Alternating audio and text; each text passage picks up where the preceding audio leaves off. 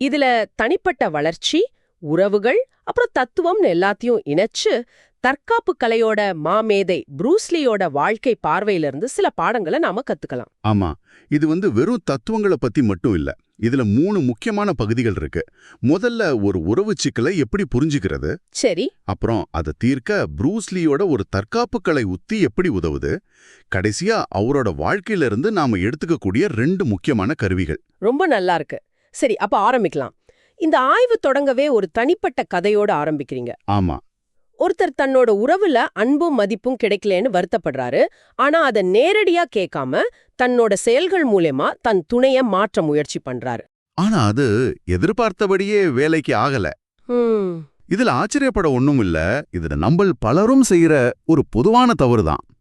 மத்தவங்க நம்மள மதிக்கணும், அன்பு காட்டணும்னு நாம எதிர்பார்க்கிறோம். ஹம், ஆமா. ஆனா இந்த கதையில கடைசியா ஒரு விஷயம் புரிய வருது. அந்த உறவுல இருந்த நபர் இவரோட சுயமதிப்பின்மையே ஒரு கண்ணாடி மாதிரி இவருக்கு திருப்பி காட்டிட்டு இருந்திருக்கிறாரு. அந்த குறிப்புகள்ல இருந்த அந்த வரி என்ன சொல்றது, என் மனசுல ஆழமா பதிஞ்சிருச்சு. அவர் என்னை மதிக்கவில்லை என்று அவரை குறை கூறினேன். ஆனா உண்மையில் என்னை மதிக்காதது நான் தான். இது எவ்வளவு பெரிய மனமாற்றம்! பிரச்சனையின் மூலம் வெளியே இல்ல, எனக்குள்ளதான் இருக்குன்னு ஒப்புக்கிற தருணம் அது. சரியா சொன்னீங்க. நம்மளோட பழைய காயங்கள்ல இருந்து தான் இந்த மாதிரி உறவுகள் உருவாகுதுன்னு உணர்றது ரொம்ப கஷ்டம். ஏன் அப்படி? ஏன்னா அது நம்மள பலவீனமானவங்களா காட்டிடுன்னு ஒரு பயம் இருக்கும்.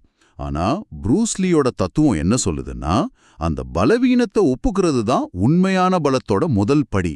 ஓ, அதை ஒப்புக்கும்போது தான் அடுத்தவங்களோட ஆற்றலை நமக்கு சாதகமா பயன்படுத்துற ஒரு மனநிலைக்கு நம்ம தயாராகிறோம். இதுதான் ப்ரூஸ்லியோட தற்காப்பு கலையோட இணையிற புள்ளி இல்லையா? குறிப்பா அந்த சீசாவோ. ஆமா, சீசாவோ ஒட்டும் கைகள்னு சொல்லுவாங்க. அது என்னன்னு கொஞ்சம் விளக்க முடியுமா? சீசாவுங்கிறது வெறும் சண்டே பயிற்சி இல்ல, அது ஒரு உணர்திறன் பயிற்சி. உணர்திறன் பயிற்சியா? ஆமா, 2 பேர் தங்களோட முன்கைகளை எப்பொழுதும் தொடர்புலயே வச்சுப்பாங்க. ஒருத்தர் கொடுக்கிற அழுத்தம், வேகம், திசையில ஏற்படுற சின்ன சின்ன மாற்றங்களை கூட மற்றவர் உணர்ந்து அதுக்கேத்த மாதிரி தன்னோட நிலையை மாத்திப்பார். அப்படியா? இதுல தேர்ச்சி பெற்றா எதிராளியோட அழுத்த அடியை யூகிச்சிட முடியும். ஒரு விதத்துல அவங்க மனசையே படிக்கிற மாதிரி. நிஜ வாழ்க்கையில ஒரு உறவுல பிரச்சனை வரும்போது ஒருத்தர் நம்மள வார்த்தையால தாக்குறாங்க இல்ல அவமதிக்கிறாங்கன்னு வச்சுப்போம்.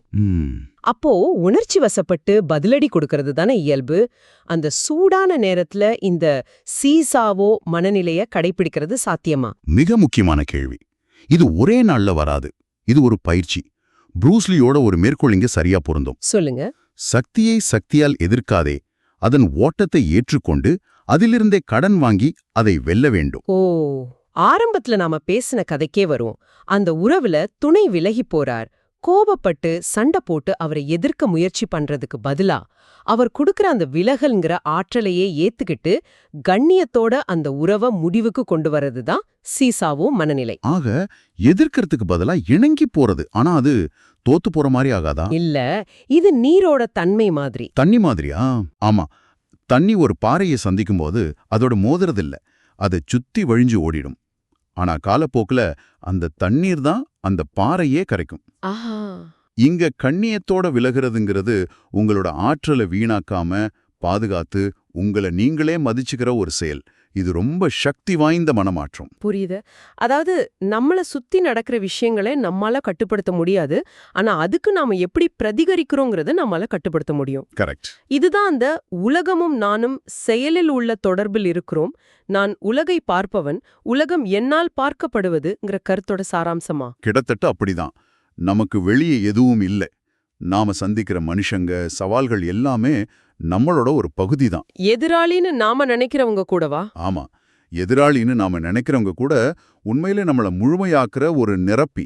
இன்யாங் தத்துவத்துல கருப்பும் வெள்ளையும் எதிரிகள் இல்ல. இது மாதிரிதான் உறவுகள்ல வர சவால்களும் நம்மள நாமே புரிஞ்சுக்க அது உதவுது. சரி, இந்த தத்துவம் எல்லாம் அருமை. ஆனா தத்துவம் மட்டும் பத்தாது. ப்ரூஸ்லி வெறும் தத்துவம் ஞானி மட்டும் இல்ல, அவர் ஒரு செயல் வீரர்.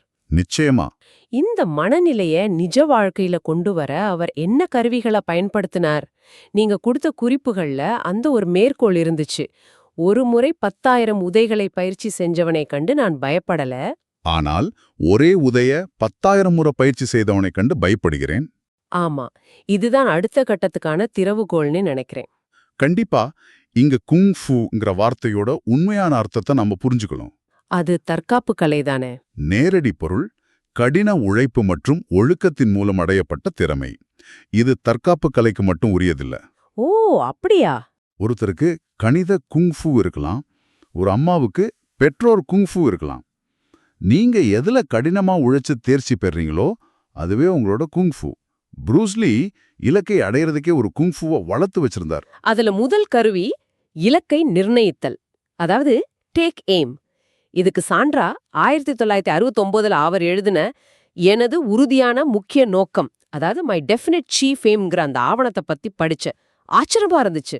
ஆமா, அந்த ஆவணத்துல அவர் எவ்வளவு தெளிவா இருந்தார்னு பாருங்க.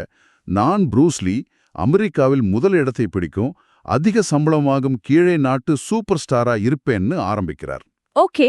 அதுக்கு பதிலா ஒரு நடிகனாக மிகச்சிறந்த மற்றும் அற்புதமான நடிப்பை வழங்குவன்னு சொல்றார். ஒரு நிமிஷம், அவர் இத 1969 எழுதினாரு. அப்போ அவர் ஒரு சூப்பர் ஸ்டாரா மாறுவார்னு எந்த உத்தரவாதமும் இல்ல.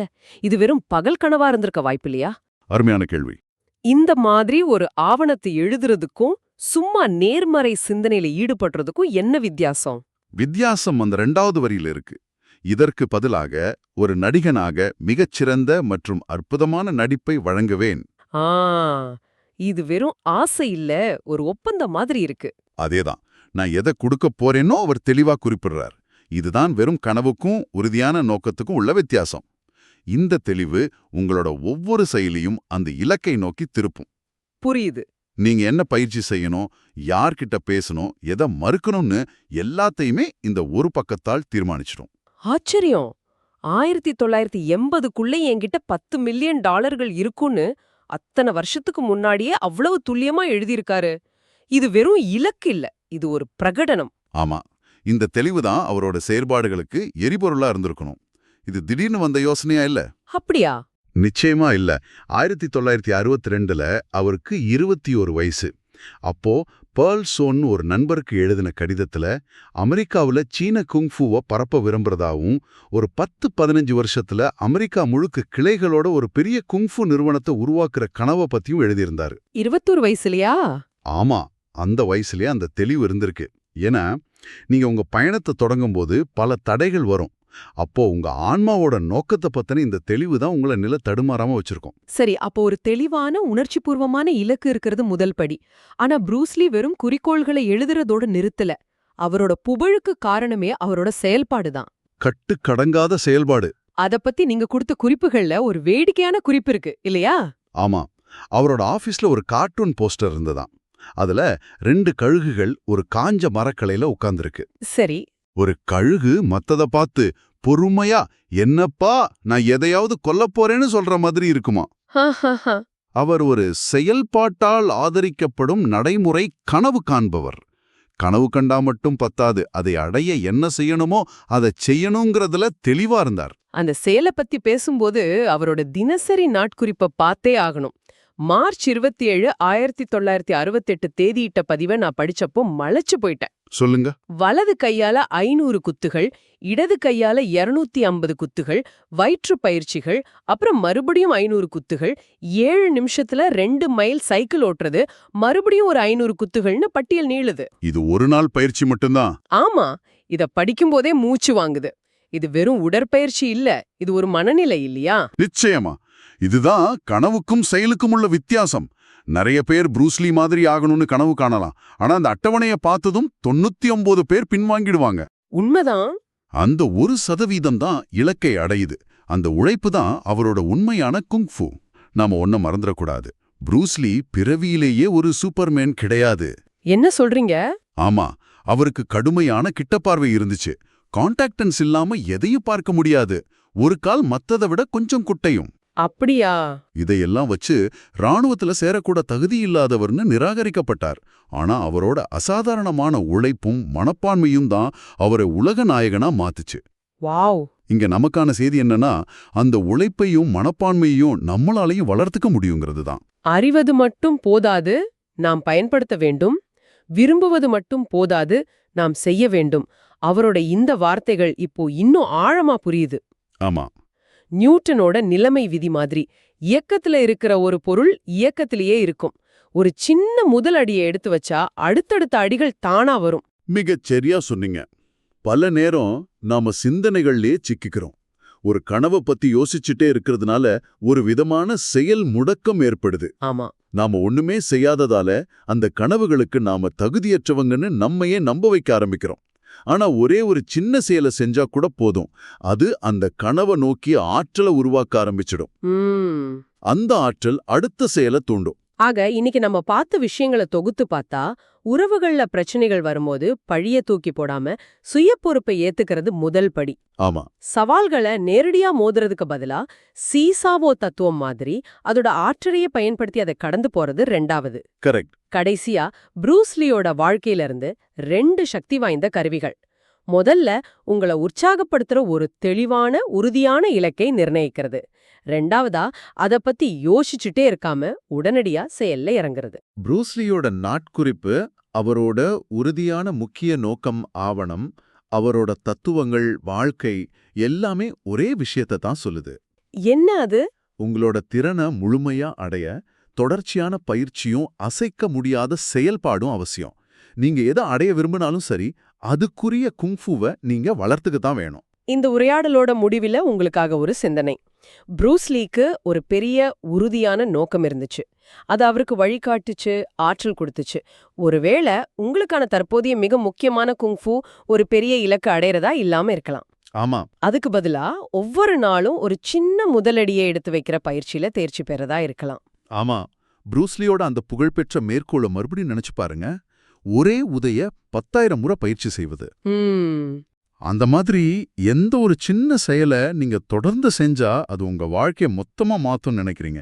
அது அதிகாலையில 5 நிமிஷம் தியானம் பண்றதா இருக்கலாம், ஒரு பக்கமாவது படிக்கிறதா இருக்கலாம், இல்ல ஒரு முக்கியமான ஃபோன் காலை தள்ளி போடாம செய்யறதா இருக்கலாம்.